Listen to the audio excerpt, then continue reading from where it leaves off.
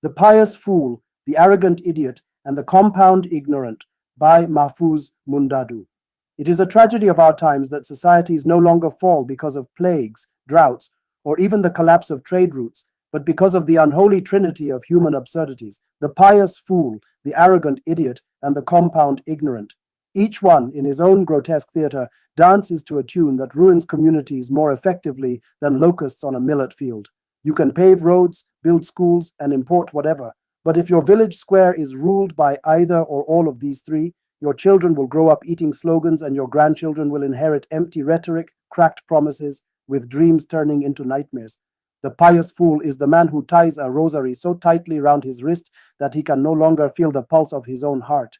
He mistakes muttering for morality, ablution for absolution, and length of beard for a depth in wisdom. He is the one who will argue endlessly about whether angels are right-handed or ambidextrous while his neighbor's roof is collapsing in the rain. You meet him in the mosque, in the church, in the shrine, always on time, always loud in devotion, yet always absent when a widow or an orphan needs to be fed. He is the one who, when reminded that religion is meant to change society, not just decorate tongues for optics, snaps back, "Brother, do not mix faith with the affairs of this dirty world," and yet, if you follow him home, you will find him arguing with his wife about why his cousin got the juicier portion of Rankadadi's handout. Rumi once said that the man who carries a book on purity yet spits on his neighbor is like a donkey laden with holy texts. It carries wisdom without ever tasting it. The pious fool is exactly this donkey, marketing his righteousness from the pulpit of ignorance. Society in turn kneels to him, mistaking his noise for knowledge, and once a society bows to the pious fool, it begins to lose its capacity to tell light from shadow, perfume from stench.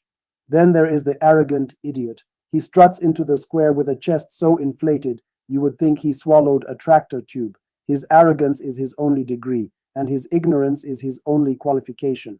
He is the man who sneers at books because he once stood beside someone who skimmed a newspaper headline. He despises reflection because his tongue outruns his brain. You meet him on podiums and on social media platforms where wisdom is measured by decibels, not substance. He is forever making history, though the only history he writes is the kind that generations curse. The arrogant idiot is dangerous not because he lacks intelligence, but because he lacks humility. He sees every challenge as an insult, every correction as treason, and every differing opinion as blasphemy. Like the crow that paints itself white and calls itself a goose, he mistakes pomp for progress. And because societies today prefer sensationalism to substance, he often rises fastest. Nations have been ruined not by external armies, but by arrogant idiots who signed alliance with their pens dipped in vanity, not ink.